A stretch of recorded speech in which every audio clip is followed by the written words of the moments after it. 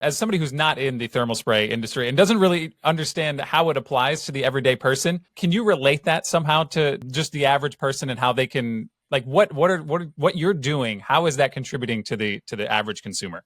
I think one of the examples I can use is right here from Pittsburgh, Pennsylvania. It was about a year ago. A bridge collapsed and no one was killed in it, but a bus went down with it. We have an aging infrastructure in this country now with bridges that were built 60, 70 years ago, and they're corroding and they're getting weaker because of the steel is getting thinner because the rust is eating up these I-beams and girders. So there's a major infrastructure initiative right now to restore the bridges and build new bridges in this country. Actually, there also happened here about, I think it was 3 years ago, another bridge failed in the Pittsburgh area. Again, no one was killed there. It was very fortunate, but it's just an indication of the aging structures out here in the country.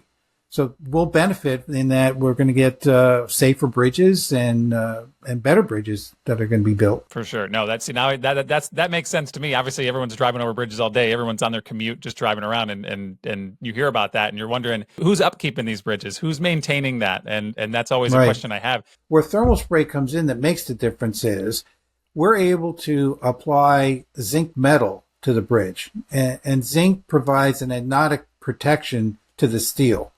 So the simple explanation is when corrosion starts occurring, the zinc coating will corrode instead of the iron structure. And the way we've traditionally protected bridges is with paint. So you put the paint over there to keep the oxygen and moisture away from the iron so it doesn't rust. So now by using the thermal spray, we have two levels of protection. First, we have that anodic protection that will go on there, and then we'll put paint on top of that. So we now increase the protection of this bridge from like 30 years, and we more than double it.